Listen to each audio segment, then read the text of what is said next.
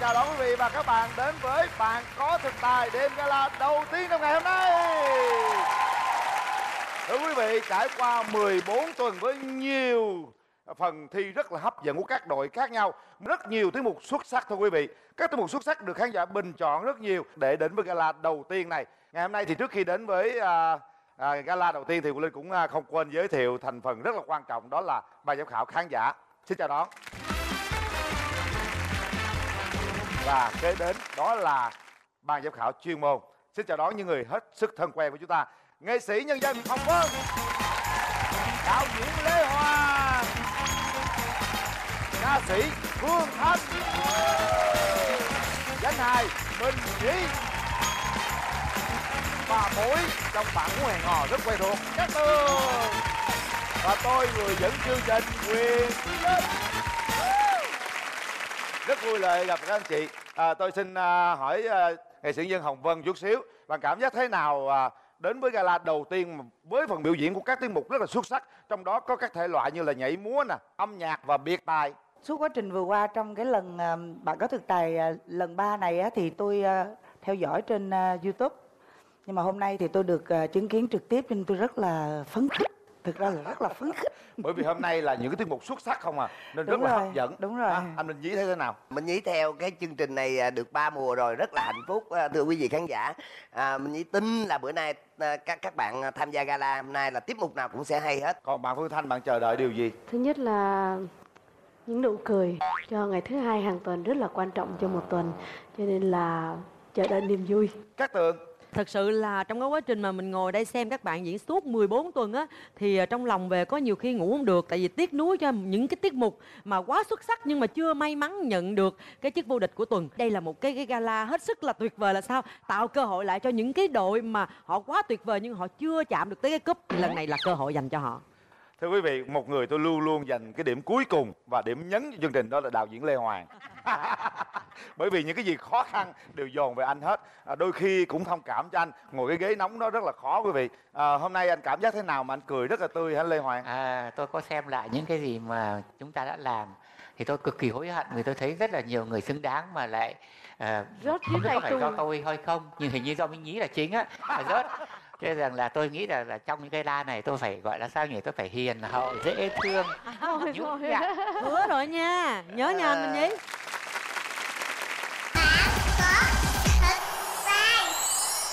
Như vậy là chúng ta đã gặp gỡ hai ban giám khảo rất là quan trọng trong ngày hôm nay. Còn bây giờ thì Quyền Linh xin mời quý vị chúng ta sẽ nhìn lại chặng đường Bạn Có Thực Tài mùa 3.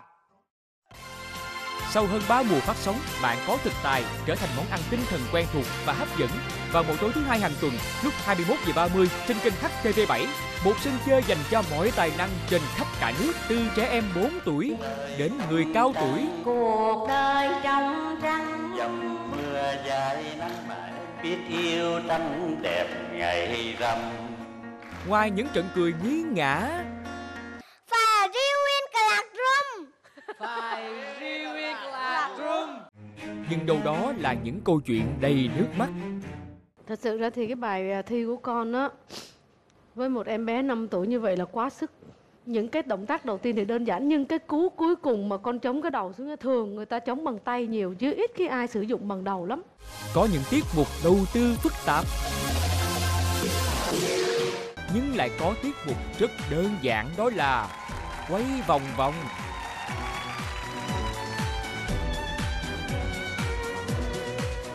Đặc biệt, sự thay đổi ở mùa 3 là thời gian biểu diễn của thí sinh tăng lên 3 phút, sân khấu đẹp hơn cùng phần biểu diễn của các giám khảo khách mời.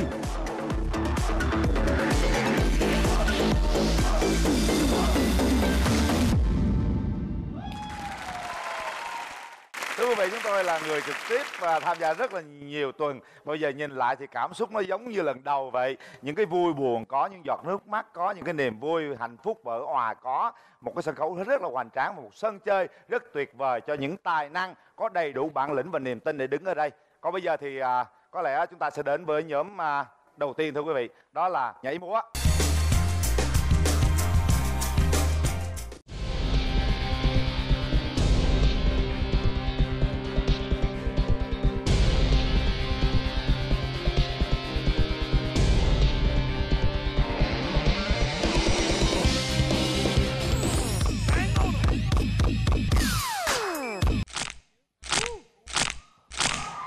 Bài diễn của em rất là tuyệt.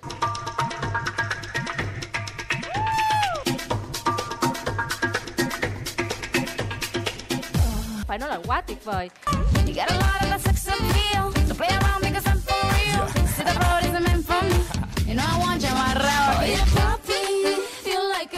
Ôi như vậy là tụi con quá tuyệt vời.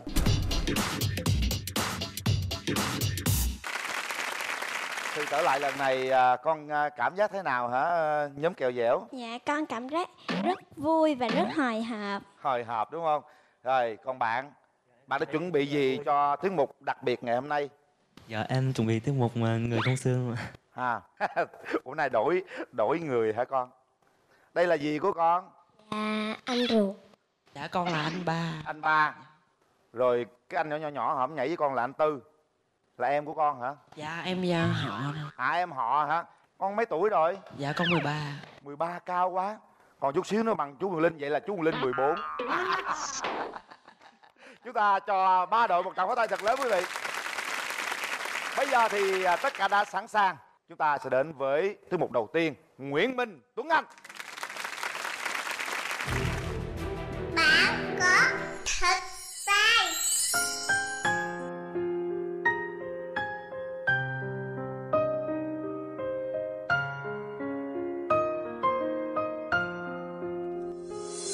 Niềm ao ước và đam mê dẫu khó khăn nhường nào, rồi đam mê và ước ao một mình con sẽ bước vào. Những lời dèm pha chê trách, những thử thách ở phía trước, con bước theo đam mê mặc cho bao lời phê bình. Con sống vì chữ tình dẫu gia đình mình nghèo khó, con đi theo chiều gió rồi từ đó có niềm tin. Con xin nhớ lời mẹ làm người con ngoan trò giỏi, con phải gắng học hỏi để khi bạn có thực tài. Con lấy ngắn nuôi dài để theo đuổi và cố gắng, cho dù thua hay thắng con vẫn phắn theo đam mê. Dẫu con có rơi lệ hay là có ra làm sao, con vẫn phải ước ao vì biết không cố gắng sẽ luyến tiếc. Con ước rằng sẽ thành công trong báo hiếu cho cha mẹ. Thứ hai trả ơn thầy giúp những ngày con khó khăn. Con biết con được chăng nhưng mà con sẽ cố gắng, vì con không đau đắng con phải gắng thắng số phận. Đôi lúc con lận đận xin chấp nhận vì đam mê, xin đừng chê con say mê con yêu nghề.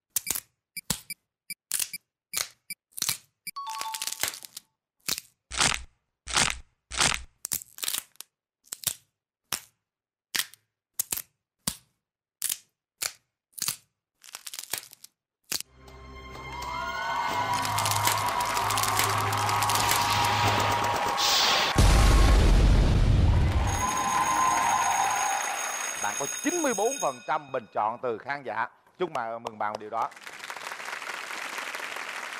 Bây giờ mình nghe cảm giác như thế nào nhé. Nãy chị Hồng Vân nó đang hồi hộp chờ đợi tiết mục đúng không? Tôi rất là xúc động bài rap của em á. Cái lời em tự suy nghĩ ra.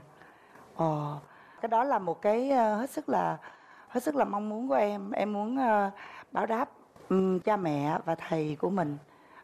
Em đeo đuổi cái bộ môn này lâu chưa? Dạ 3 năm rồi. Cảm ơn bạn. Cái tiết mục này tôi thấy rất là hay và rất là xúc động. Anh Lê Hoàng thấy thế nào? Rõ ràng là bạn rất là có tài trong vấn đề vũ công, các động tác rồi thì kết hợp âm nhạc, nói rằng làm cho người ta kinh hoàng, rất là thích và ngạc nhiên. Tuy nhiên tôi lưu ý với bạn, bạn là một loạt những cái động tác khó, nhưng mà chỉ thế thôi ư? Đáng lẽ bạn phải dựng nó thành một cái chủ đề. Qua cái tài năng của mình, người nghệ sĩ lại phải gửi đến cho khán giả một cái suy nghĩ nữa, thì bạn hơi bị yếu một chút cái đó.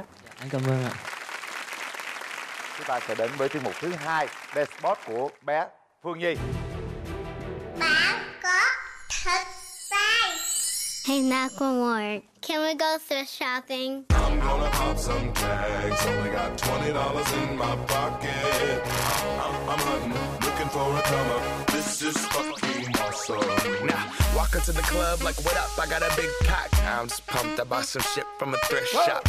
Ice on the fringe is so damn frosty. The people like, damn, that's a cold ass honky. Rolling in hella deep, headed to the mezzanine. Dressed in all pink, set my gator shoes. Those are green, draped in a leopard mink. Girl standing next to me. Probably should have washed this. Smells like R. Kelly sheets.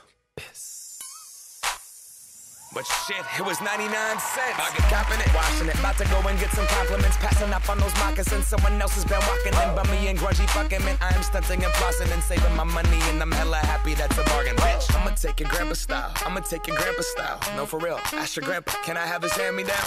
Velour jumpsuit and some house slippers. Dookie brown leather jacket that I found. Dig it. They had a broken keyboard. I bought a broken keyboard. I bought a ski blanket. Then I bought a kneeboard. Hello, hello, my ace man, my mellow. John Wayne ain't got nothing on my fringe game, hell no. I could take some pro wings, make them cool, sell those. The sneakerheads will be like, he got the Velcro. I'm gonna pop some tags. Only got $20 in my pocket. I'm hunting, looking for a come up. This is fucking awesome. I'm gonna pop some tags. Only got $20 in my pocket. I'm hunting, looking for a come up. This is fucking awesome. Man, you hella won't. Poppin' tags. Yeah. I'm gonna pop some tags. Only got $20 in my pocket.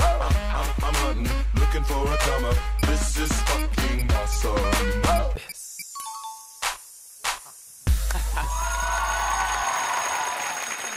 Chúc mừng bé Phương Nhi và anh ruột nha. Hai con đã nhận được số bình chọn của khán giả là 94%. Còn bây giờ mình sẽ nghe cái người mà đó thích tiết mục con nhất là chú Minh Nhí đó. Xin mời anh Minh Nhí. Tôi rất thích cái thần thái khi mà con biểu diễn. Con rất là tự tin, rất là dễ thương. Và cái phong cách đôi khi dance pop mà có pha hip hop vô rất là cá tính và ưa nhìn. Cái động tác của con á, chú thích nhất cái cuối đó. Con với anh con kết hợp rất là chặt chẽ. Và cái động tác đó chú nghĩ là rất là khó.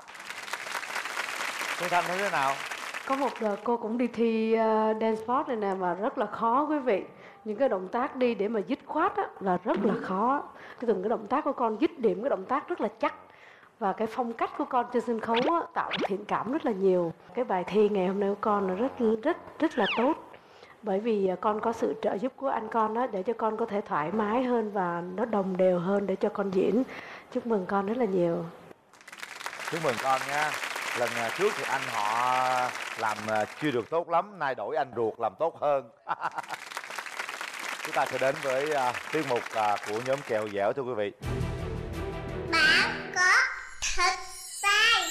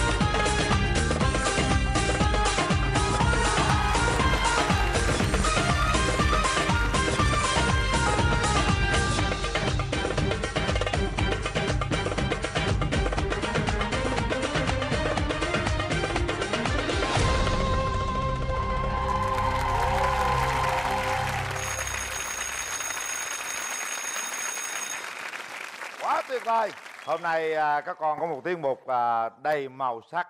Khán giả đã bình chọn 100% luôn. Các cô bé cười rất tươi. Còn bây giờ ta sẽ nghe lời nhận xét nha. Cô Cát Tường cười tươi rồi kìa, thấy chưa? Hôm nay tiết mục của tụi con đối với cô rất là xuất sắc. Xuất sắc về mọi mặt. Thứ nhất là màu sắc quá là lung linh sặc sỡ. Nó rất là hợp với tiêu chí của chương trình. Đó là một cái tiết mục giải trí tuyệt vời. Cái thứ hai là âm nhạc rất là hay, làm cho người ta thả hồn du dương theo những cái điệu múa của các con. Và cái quan trọng hơn hết ngày hôm nay á, ba đứa con á, làm rất đều.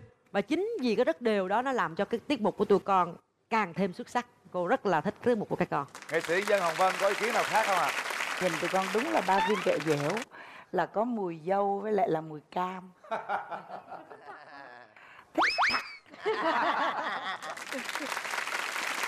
Bây giờ xin mời cả ba nhóm chúng ta trở về sân khấu để chúng ta đón nhận số điểm của ban giám khảo chuyên môn. Số điểm đầu tiên dành cho bạn Không Xương là bao nhiêu đây? Mời ban giám khảo chuyên môn. Số điểm bắt đầu. Phương Thanh 9,5, nghệ sĩ Dân Hồng Vân 9,5, Minh Nhí 9,5, Cát Tường 9,5 và Lê Hoàng là 8,5 điểm. Và tiếp theo đó là nhóm bé Phương Nhi. Số điểm dành cho nhóm Phương Nhi bắt đầu. Phương Thanh 9,5, Minh Nhí 9,5, Cát Tường 9,5, Lê Hoàng 8, nghệ sĩ Dân Hồng Vân 9,5. Nhóm Kẹo Dẻo, số điểm từ ban giám khảo chuyên môn bắt đầu. Wow! Cát Tường 10, Minh Nhí 10, Phương Thanh 10, nghệ sĩ Dân Hồng Vân 10 và Lê Hoàng là 9. Chúng ta sẽ nhìn số điểm của ba đội. Nguyễn Minh Tuấn Anh 48,5, Đào Trần Phương Nhi 48 và nhóm Kẹo Dẻo là 52. Chúc mừng. Chúng tôi xin mời nghệ sĩ Dân Hồng Vân sẽ trao phần thưởng cho nhóm Kẹo Dẻo. Chúc mừng con nha. Trời ơi. Và chúng tôi xin mời Dân Hồng Vân sẽ trao kỷ niệm trương cho hai đội còn lại ạ.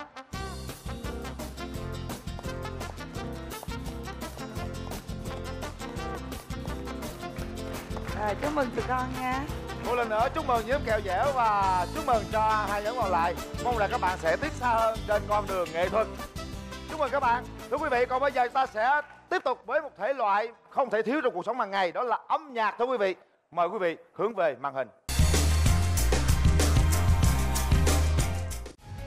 Long Nhân chào đón quý vị và các bạn đến với Bạn Có Thực Tài mùa thứ 3.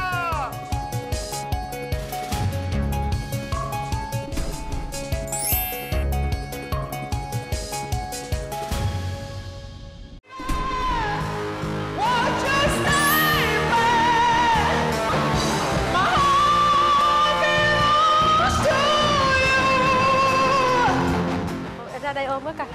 Rất là mừng khi mà có một giọng nam nữa hát được bài Saigon này.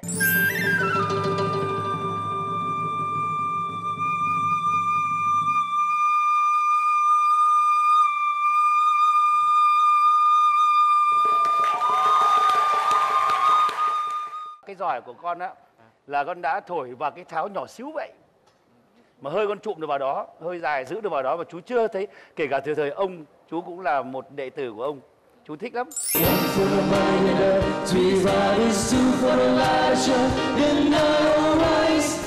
Phương Thanh thích cái sự sáng tạo của tụi em khi mà các bạn bắt đầu vào bè phối với nhau.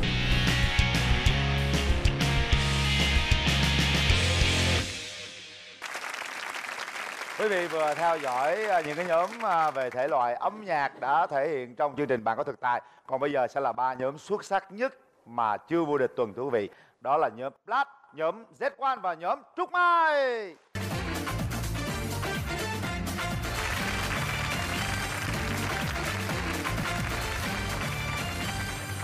Hôm nay thì có đầy đủ gia đình mình ở đây ạ. Chúng ta cảm giác thế nào khi trở lại với Bạn Có Thực Tài? Gia đình chúng tôi rất vui mừng được quay trở lại tham gia trong gala chương trình của Bạn Có Thực Tài ngày hôm nay. Rất là mong các bạn sẽ cổ vũ cho tất cả những ban nhạc ngày hôm nay của chúng tôi dự thi và thành công tốt đẹp. Các bạn trẻ đứng trước một phải nhóm rất là mạnh. Các bạn có lo lắng, suy nghĩ điều gì không? Tụi em cũng rất vui khi được quay lại vòng gala này ạ. Và tụi em sẽ cố gắng hết sức mình. Còn bạn đang suy nghĩ điều gì? Ben tụi em cảm thấy rất là thoải mái. Rất là thoải mái. Những cái gì mà chị Phương Thanh góp ý em trong những lần trước á, mình có rút kinh nghiệm ra, có thay đổi gì hay không? Dạ có à. Và bây giờ thì Quyền Linh xin mời quý vị chúng ta sẽ đến với phần biểu diễn đầu tiên. Đó là nhóm Black. Mời các bạn. Bạn có thực tài. What can I do? Will I be getting through? Now that I must try to leave it all behind. Did you see what you have done to me? So hard to justify, slowly passing by.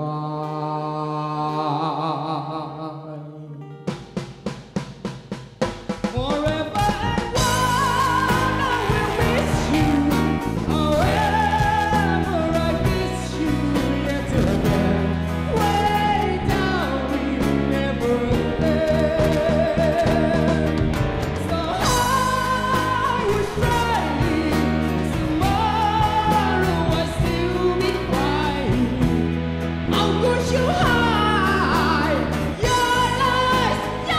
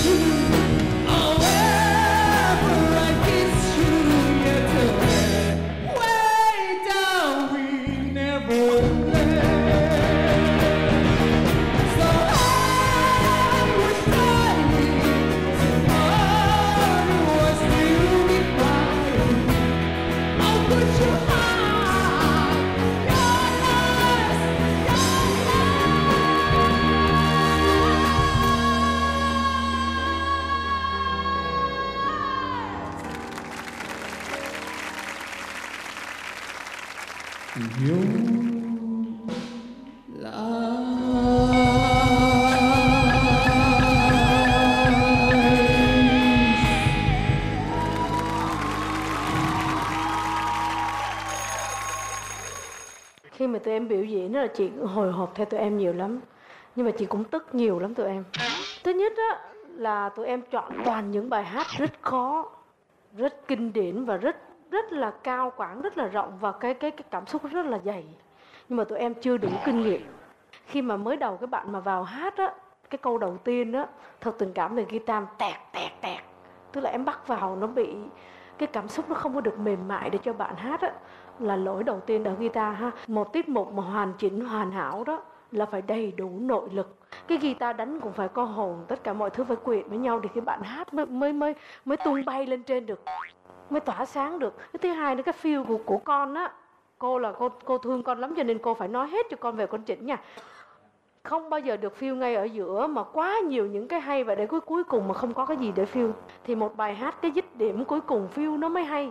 Cho nên nếu mà nói về nể tụi con là cô rất là nể nha, nhưng mà phải nghiên cứu lại cách đánh nhạc, hòa quyện giữa ca sĩ và nhạc thì mới hay được. Chị Phương Thanh là góp ý về chuyên môn, còn tôi chỉ nói về cái cảm nhận của một người khán giả thưởng thức, một người mà hưởng thụ cái tiết mục này. Thực ra là bạn này là tôi đã theo dõi bạn ở trên YouTube là mấy lần bạn thi á, trong cái chương trình Bạn Có Thực Tài. Thì đúng là như chị Phương Thanh nói, với cái chất giọng này rất là hiếm vô cùng luôn. Một cái giọng nam cao như thế này không có, bây giờ tìm không có ra. Tìm một cái người mà giống như là xem trong ca sĩ mà giống như cái chất giọng của bạn là không có. Lâu lắm rồi mới nghe. Bạn là thực sự là người có tài, nhưng mà hiện giờ là tài thiên bẩm.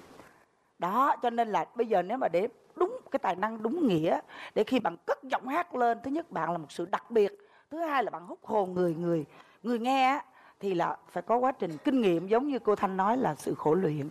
Thì giá mà bạn có đầy đủ hai cái đó trong tiết mục này thì là hoàn hảo. Nhưng thực sự nếu mà để nói thì tôi vẫn khẳng định bạn là người có thực tài. Cảm ơn nghệ sĩ Nhân Hồng Vân. Anh nghĩ rằng em cần tham khảo ban giám khảo như những người làm chuyên môn để tìm ra cho mình một cái người dẫn đường, một cái người hướng dẫn, cố vấn thật hay. Chúc mừng Nhân Black. Chúng ta có 82% từ bình chọn của khán giả.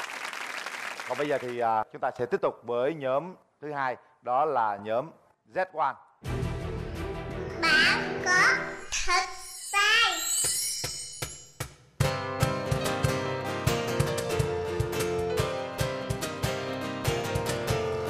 Running high when it's just my name, alright. Let me serve you now when I fight to blame, alright. Yeah, yeah.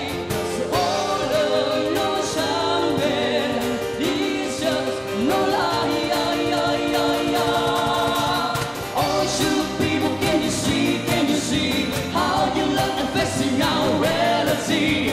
Every time we're down, you can make it right, and I'll make you larger than life.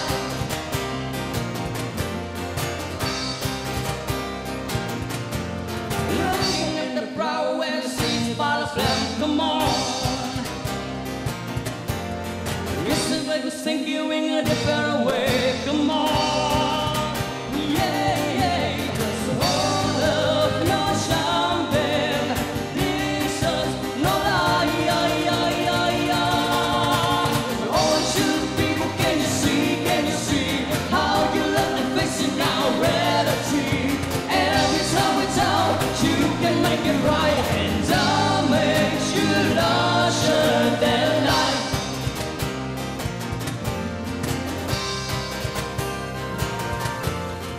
All love, no champagne, delicious, no lie, yeah, yeah, yeah, yeah, yeah, yeah, yeah, yeah. All you people, can you see how you love the facing our reality?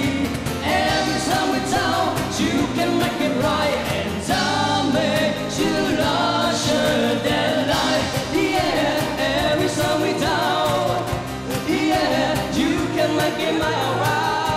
Yeah, and I'm a one larger than life. Oh, you people, can you see how you love the facing our reality? Every time we're down, you can make it right, and I'll make you larger than. Oh, you people, can you see how you love the facing our reality? Every time we're down, you can make it right, and I'll make you larger than life.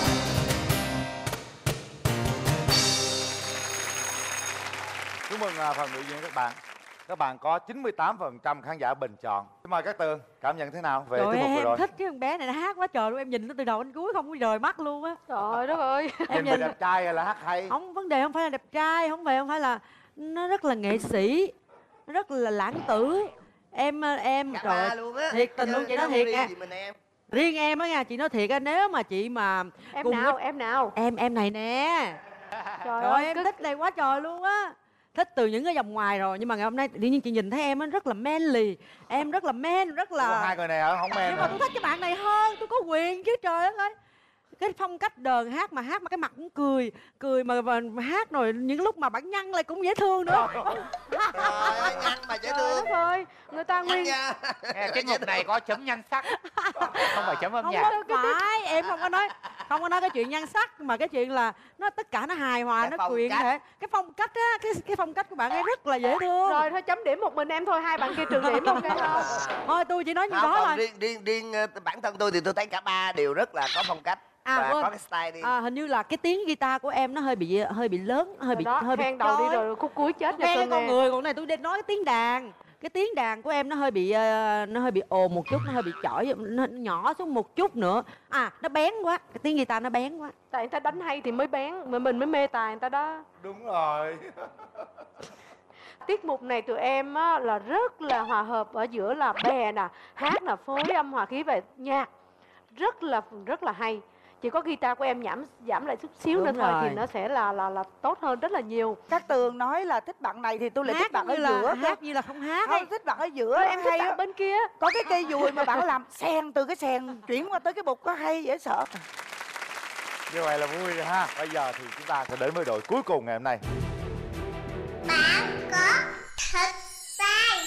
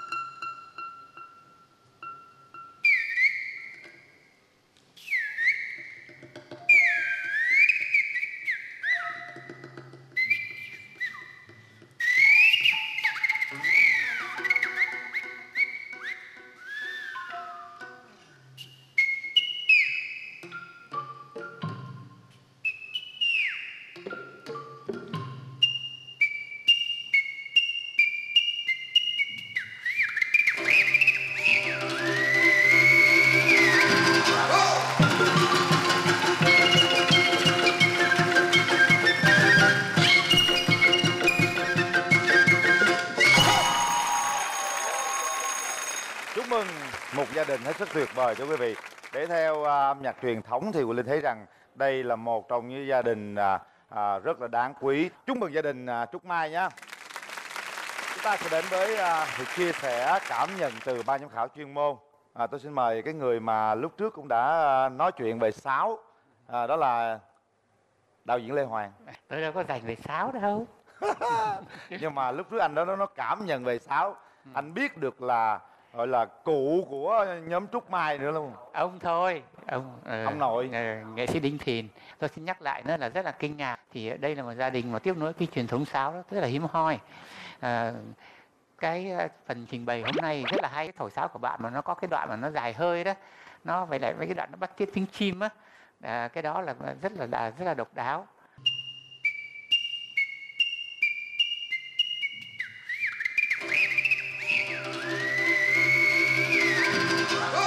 Thật ra thì bạn cũng hơi phô diễn kỹ thuật đấy, nhưng mà nó lại hợp với nội dung.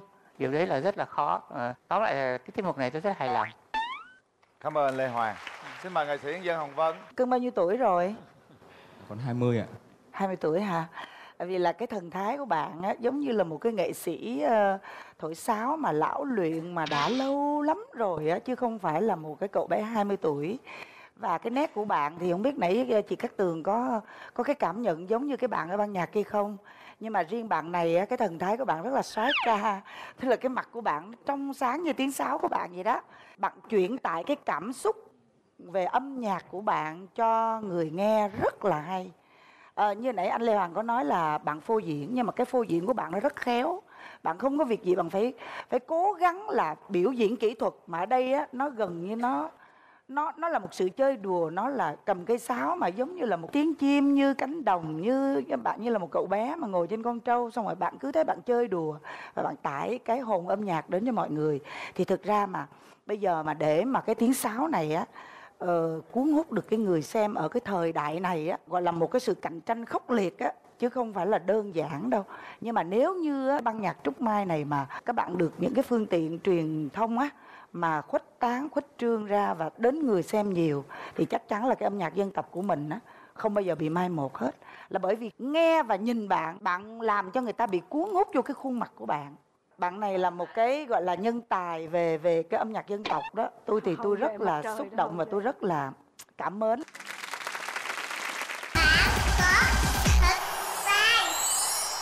Tất cả chúng ta đã cảm nhận về nhóm âm nhạc với ba nhóm ngày hôm nay biểu diễn quý vị. Còn bây giờ chúng ta sẽ lựa chọn đội vô địch trong âm nhạc ngày hôm nay.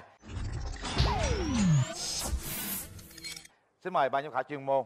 Số điểm đầu tiên dành cho nhóm Black. Nghệ sĩ Dân Hồng Vân 9,5, Minh Nhí 9,5, Cát Tường 9, Lê Hoàng 8,5 và Phương Thanh là 9,5. Chúc mừng nhóm Black. Chúng ta sẽ đến với nhóm thứ hai, đó là Z1. Số điểm dành cho Z1. Bắt đầu. Cát Tường 9,5, Minh Nhí 10, nghệ sĩ Dân Hồng Vân 9,5, Lê Hoàng là 9,5 và Phương Thanh 10. Như vậy là chúng ta đã có 2 con số 10 dành cho nhóm Z1. Chúc mừng. Và điều gì sẽ xảy ra khi số điểm của Trúc Mai hiện lên? Số điểm cho đội thứ ba Trúc Mai bắt đầu. Wow! Nghệ sĩ Dân Hồng Vân 10, Phương Thanh 10, Minh Nhí 10, Cát Tường 10, Lê Hoàng 9,5. Số điểm gần như tuyệt đối. Chúc mừng cả nhà Trúc Mai nhé. Chúng ta nhìn lại số điểm của ba đội thưa quý vị. Số điểm của Black là 47, của nhóm Z1 là 50,5 và nhóm Trúc Mai là 51,5. Chúc mừng nhóm Trúc Mai. Chúng tôi xin mời đạo diễn Lê Hoàng cùng với danh hài Minh Nhí sẽ trao phần quà phần thưởng cho các đội.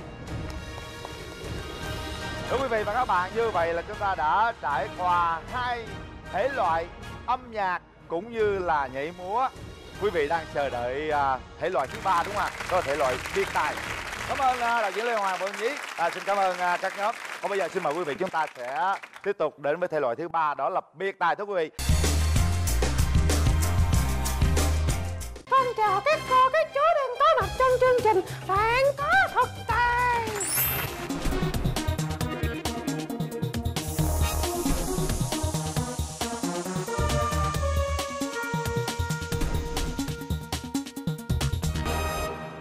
Bây giờ con đi thẳng tới quan tòa. Con đi thẳng tới quan tòa. Con nhìn mặt thẩm phán. Con nhìn mặt thẩm phán. Sau đó con mới nói với thẩm phán rằng, con nói rằng có thả Romeo hay không? Có thả Romeo ra hay không? Nếu quan tòa nói không, có nghĩa là Romeo sẽ bị đi đài. Còn quan tòa nói có. Quan tòa nói có con ơi. Nói có. Có nghĩa là Romeo bị đi đài rồi đó. Kịch thì tôi xem nhiều rồi, nhưng mà kịch hài mà nhanh như vậy mà hài ngay lập tức vào như vậy không có dễ đâu. Các bạn duyên lắm.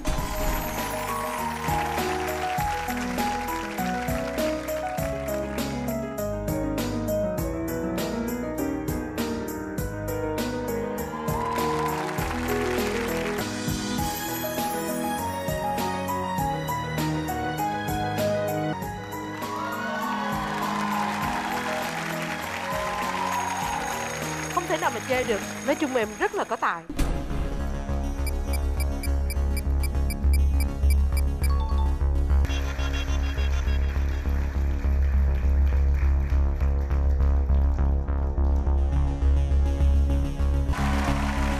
rõ ràng cái tiết mục này dù chỉ là một trò thôi, nhưng mà làm cho mọi người bị cuốn hút theo.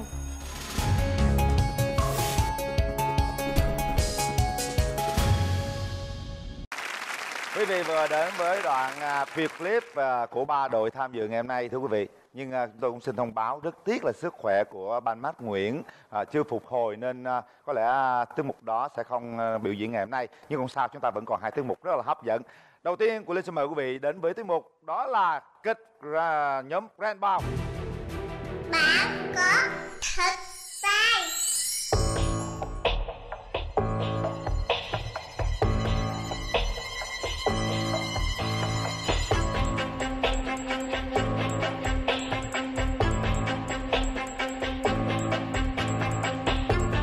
Ủa mẹ ơi. Gì? Nãy giờ mình làm gì vậy mẹ? Ngu dạ. Núp con mồi. Dạ. Ủa mà mẹ ơi, con mồi của mình là con gì? Ngu dạ. Cô bé chòa khăn đỏ. Hôm nay nó đến thăm bà ngoại của nó. Mình sẽ rình nó, mình đi theo nó. Mà tới nhà bà ngoại đó, mình ăn thịt hai bà cháu nó. Dạ. Ủa mà mẹ ơi. Gì? Cô bé chòa khăn đỏ đâu? Ngu. Hả? Nó chưa tới. Dạ. Mẹ ơi. Gì nữa? Nó chưa tới sao mình phải núp vậy mẹ? Ngu. Sao ngu? Mày hỏi chuyện mà má mày trả lời không được rồi, mày hỏi ngu rồi. Dạ. Dạ. Nó tới. Dạ chợt. Dạ.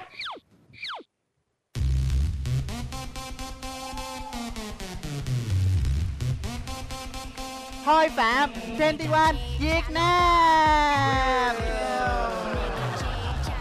Gì vậy? Người ta tên Phạm Hôi thôi bộ không được hả? Người tôi đâu có hôi đâu, tự nhiên cái gì thái độ dữ vậy? Ủa mà hai con gì đây? Con sói.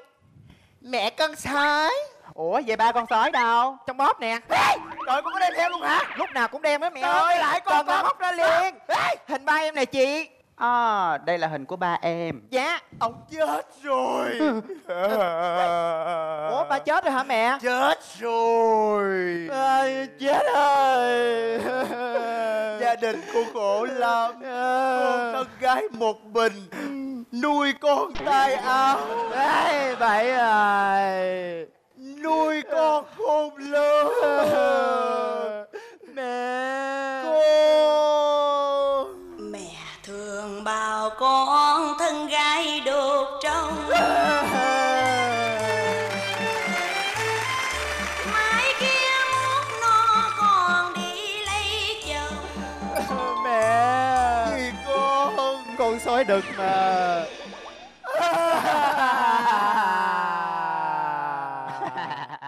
Còn cô Duyên, gia đình tao tan thương gì mày cười gì mày? Đâu có đâu, thấy nãy hát văn nghệ vui quá con tưởng vui. Ủa buồn hả? Buồn để con diễn buồn nha. Cô ơi, con diễn buồn không có được, tại con là cô bé con phải vui. Mà nhìn con vui vậy thôi chứ lệ con chảy ngược vào trong á. Đứa nào gạt con toilet vậy bay? Đó là tiếng nước mắt con chảy ngược vô trong đó cô. Mẹ ơi, nó ghê. Thôi mà nhìn hoàn cảnh gia đình con vậy á, tự nhiên con nhớ tới gia đình của con. Gia đình của con cũng đơn chiếc vậy đó. Con ở chung với mẹ của con, mà bà ngoại con á ở tuốt trong rừng sâu lận. Vậy là hôm nay con đến thăm bà ngoại của con phải không nè? Dạ đúng, con đem bánh tới cho bà ngoại. Dạ nhà bà ngoại con ở đâu nè? Bà con ở chốn rừng sâu, có nhà của 7 chú lùn xa xa. Đi. Nhà 7 chú lùn mà Tuyết nó ở rồi con. Tới đó thì hỏi người ta chỉ chỗ tới nhà bà kia. Đi. Dạ. Khoan. Nhà bà kia là nhà bà nào? Bà kia là vợ ông kia biết chỗ tới nhà người ta. Đi. Người ta là ai? Thì người ta đi kệ người ta, nhà bà con ở bên này nè, đi thẳng quẹo phải tới nhà bà con. Đi mẹ ơi. Đi. Ủa rồi hai người đi đâu dạ? Qua nhà bà mày. Ủa rồi chia nhau ra đi về luôn hả? Trời ơi, mẹ ơi, mẹ đi đâu vậy mẹ?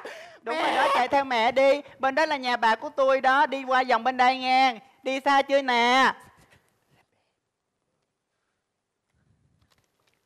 Alo, bà ngoại hả? Nấu sẵn nước sôi đi nha, con đã dụ được 2 con sói tới nhà bà ngoại rồi đó. Con sẽ dụ cho bà ngoại một bầy sói khác nha bà ngoại. Chờ con với bà ngoại. Mày chết mày là sói ơi.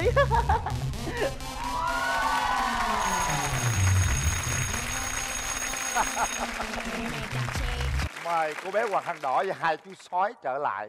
Em là sói cái. À, sói cái à. Vậy hơi mời hai bà sói trở lại. Nó là sói đực. Ồ, mời bà sói và con sói trở lại. Có tiếng cười dễ thương lắm đó. Mới vừa rồi là một tiết mục nữa. Tiết mục nữa đó đúng không? Nãy thấy ban giám khảo chuyên môn cười cũng rất là tươi. Khán giả bình chọn 76%, nó hơi ít. Có lẽ hơi ngắn quá, họ chưa quen. Nhưng tôi thấy rất là thú vị. Xin mời nghệ sĩ nhân dân Hồng Vân. Thực ra với 3 phút á, mà các bạn làm một cái tiểu phẩm mà nó có ý nghĩa, mà nó nói chung nó dễ thương, một cái kết nó rất là bất ngờ như vậy là các bạn rất là thông minh. Diễn hài kịch đó giống như anh Hoàng anh cũng có chia sẻ trong cái clip mà tôi có được coi á, là khó lắm mà đã trong một cái không khí như thế này nó còn khó hơn nữa đó. Nhưng mà ở đây á, là phải khen các bạn là các bạn rất là tự tin và các bạn đã cấu trúc một cái tiểu phẩm 3 phút nó khó lắm. Tại vì tụi tôi làm cái công việc này thường xuyên tiếp xúc mỗi ngày cho nên là tụi tôi hiểu được cái điều đó. Nếu không tin hãy hỏi Minh Nhí thì biết ngay thôi mà. Những lời mà nghệ sĩ nhân dân Hồng Vân nói thì rất là đúng. Thí dụ các bạn tham gia một cái cuộc thi hài không thì nó dễ hơn, vì cuộc thi hài không đó thưa quý vị khán giả là toàn bộ quý vị khán giả chuẩn bị tinh thần là mình đi xem kịch hài, đúng không ạ? Cho nên người ta sẽ dễ hơn. Còn đây là tất cả các bạn nào có tài, không cần biết tài gì nhưng mà miễn lên sân khấu này có tài là được rồi, thì nó hơi khó cho các bạn. Và đặc biệt nữa là có 3 phút thôi. May là bây giờ 3 phút chứ 2 mùa trước là chỉ có 2 phút thôi à. Có nhiều nhóm là bước ra cái chưa có kịp diễn gì đã hết giờ rồi. Tại sao mà tôi đưa ra những cái đó để tôi muốn khen các bạn là trong vòng 3 phút mà với một cái sân chơi bạn có thực tài mà các bạn đã làm được và tôi đã cười được. Không phải tôi dễ cười đâu. Thật ra là đáng cười thì tôi mới cười. Có thể là khán giả chưa có kịp đó, thành ra là người ta sẽ cho như vậy. Nhưng mà trong lòng tôi thì các bạn rất là giỏi. Hy vọng tôi sẽ gặp lại các bạn nữa, hoặc là có thể làm việc chung với các bạn ở trong cùng một cái sân khấu hay là một chương trình nào đó ha. Và riêng tôi thì hôm nay tôi rất thích các bạn và các bạn rất là đáng khen trong lòng tôi. Các bạn biết không, để làm cho Lê Hoàng cười khó lắm. Nãy tôi thấy Lê Hoàng cười hoài mà không biết cười chê hay cười khen. Không biết thế nào ngồi cười hoài à, từ đầu cuối luôn vậy đó. Cười đây là cười nửa chê nửa khen. Khen là bởi vì là duyên dáng hài, nhưng mà chê á là cái câu chuyện nó hơi gọi là sao, nó hơi lan man. Nói thực lòng là như thế. Nó có bất ngờ thì đúng, cái đấy là một cái ưu điểm rất là lớn. Nhưng mà nó cái sao nhỉ, cái chủ đề nó không tập trung. Cuối cùng thì không hiểu là nghĩa là cô gái Khăn Khăn Đỏ cũng gian ác chả kém gì sói. Không, tôi thì tôi nghĩ tôi phản bác ý kiến anh Hoàng. Tôi lại ngược lại. Ở đây là 49 gặp 50. Đúng rồi, nó có những cái hoang mang như vậy nó mới tạo bất ngờ. Vấn đề là tạo tiếng cười, nó có chủ đề đàng hoàng chứ bộ, dễ thương chứ. 3 phút mà có đầu đuôi chứ khúc chiết đàng hoàng anh. Khó lắm anh, thiệt. Khó lắm thiệt mà giờ anh làm phim 3 phút anh làm được. Đâu, phim 3 phút dễ hơn kịch nhiều. Đúng rồi, còn dễ hơn kịch nhiều, đúng luôn. Dễ hơn kịch mà còn nếu mà chính kịch 3 phút dễ hơn là hài kịch. Hài kịch là khó nhất, để 3 phút mà chuyển tải cho người ta cười được là không có đơn giản. Chúng tôi sẽ nghe cảm nhận từ khán giả những người bấm đèn đỏ nha. Rồi mời bạn đèn đỏ. Lý do tại sao bạn lại bấm? Dạ thì thật sự em cũng có cười nhưng mà em cảm giác vẫn chưa có đã. Muốn cười đã đấy đúng không? Cười đã phải 3 tiếng mới cười đã. Một bạn đèn đỏ nữa nào. Tại vì có khoảng phút cuối á, là các bạn có điểm nhấn, các bạn ấy gây bất ngờ, gây vui, gây hài. Nhưng mà có khoảng 2 phút đầu em thấy nó cứ tàng thôi ạ. Sao mình không chờ phút cuối để mình hiểu câu chuyện mình bấm luôn? Dạ tại chờ 2/3 thời gian rồi anh. Đúng rồi. Có đôi khi nha, khán giả xem những cái giây phút đầu mở tivi lên á, chưa thấy gì hết á, họ thấy không hấp dẫn, họ tắt. Họ chưa coi phút cuối. Chính vì thế nên đôi khi diễn viên hay là những tiết mục chúng ta cần phải có những phút đầu á, vô mình có cái gì liền để cho khán giả cảm nhận và họ theo dõi, thu hút á. Cái này cũng đúng đấy chứ. Cảm ơn khán giả. Còn bây giờ thì chúc mừng các bạn một lần nữa, bởi vì tiết mục này không chỉ ban giám khảo chuyên môn thích mà tôi cũng rất là thích. Chúc mừng các bạn. Còn bây giờ tiết mục thứ hai đó là ảo thuật của anh Tú. Bạn có thực tài.